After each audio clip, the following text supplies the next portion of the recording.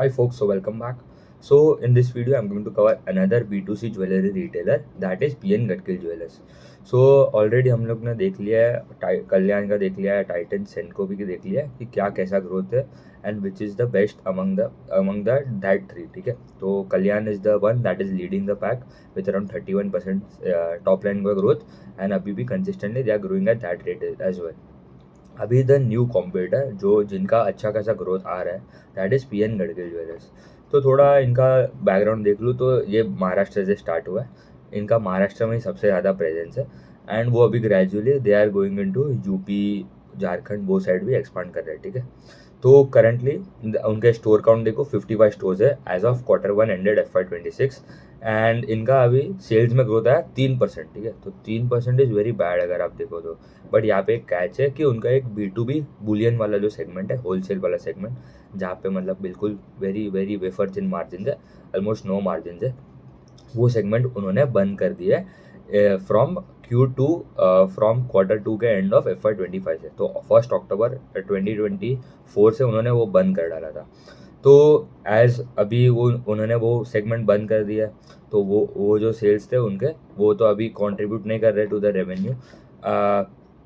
तो इसलिए उनका ग्रोथ इतना कम लग रहा है कंपेयरिंग अगर वाई अगर आप देखो तो. बट अगर वो बुलियन वाले सेल्स अगर निकाल दे तो एक्सक्लूडिंग दैट B2B सेगमेंट उनका टॉप लाइन का ग्रोथ है अराउंड 30%. ठीक है, तो सिमिलर टू कल्याण एंड सेनको.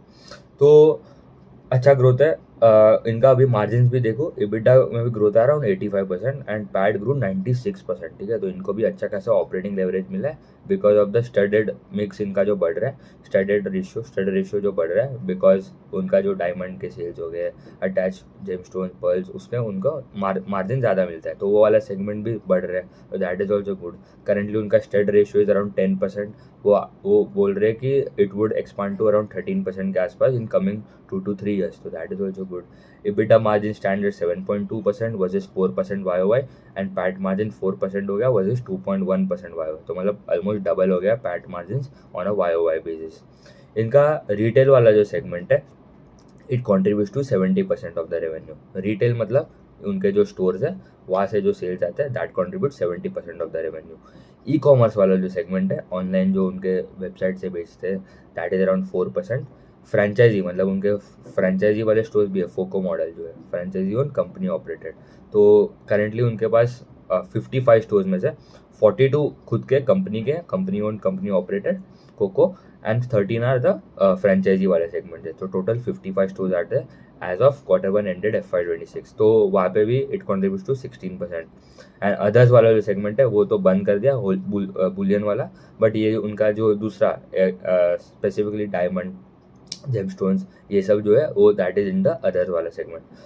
तो रिटेल वाले सेगमेंट में ग्रोथ है अराउंड 19%. ये थोड़ा कम लग रहा है क्योंकि गुड़ी पाड़वा इन महाराष्ट्र इज़ अ वेरी मतलब क्या बोल सकते हैं, it's a very big festival जहाँ पे मतलब कस्टमर्स प्रेफर टू बाय ये सब गोल्ड एंड सब ज़्यादा बाय करते हैं.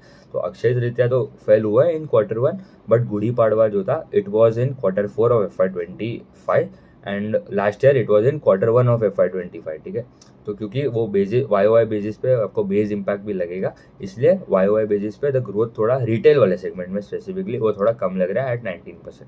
वेरे सेनको का अगर आप देखो तो उनका एक फेस्टिवल होता है east part of Kolkata side में, पहला बैसाख, वो ये क्वार्टर में फॉल हुआ एंड वो लास्ट क्वार्टर में नहीं था, तो उनको बेनिफिट हो गया, दे ग्रू बाय 30%. इनका without benefit they have grown by 30% without the benefit of the Gudi Padwa festival in Q1.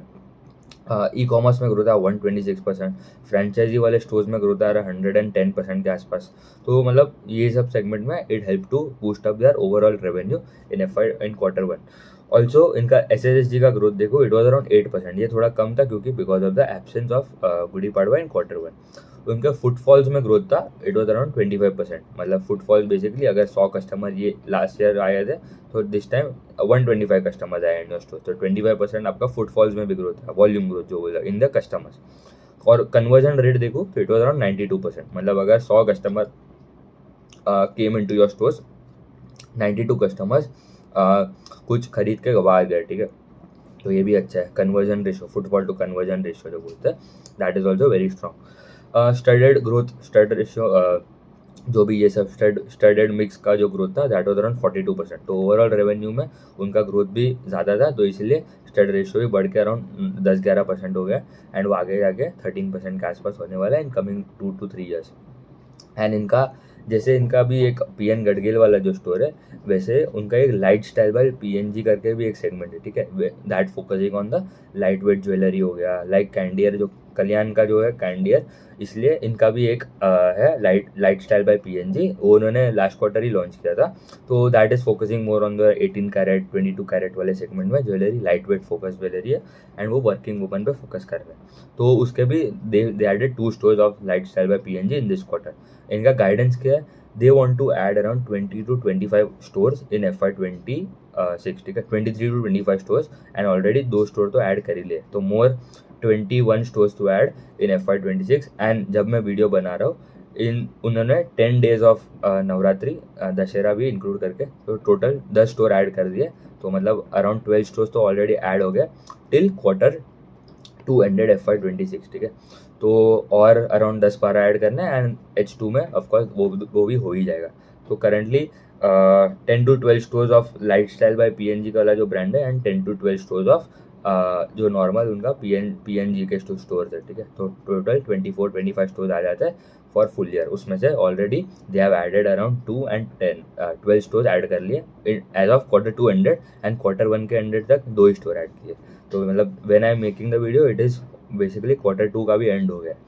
So also इनका अभी मार्जिन का भी गाइडेंस देखो तो लास्ट क्वार्टर उनका गाइडेंस था कि उनका PAT margin would be around 2.75 to 3.25%, but अभी वो उन्होंने मार्जिन का गाइडेंस अप करके it is now around 3.5 to 4%। तो ये अच्छा है कि उन्होंने पैट मार्जिन का गाइडेंस बढ़ा दिया है। एंड उनका सेल्स का ग्रोथ का गाइडेंस देखो तो they want to reach around 9,000 to 9,500 crore का सेल्स, बट ये उन्होंने पहले अगर बोला था अराउंड 9,500 to 10,000 करोड़, तो थोड़ा कम करके they have done around 9,000 to 9,500 crore. तो वो आता है growth of around comparing last year का ग्रोथ था around, last year they close at around 7,700 crore. तो 20-25% का सेल्स ग्रोथ का गाइडेंस आता है फॉर FY26, ठीक है।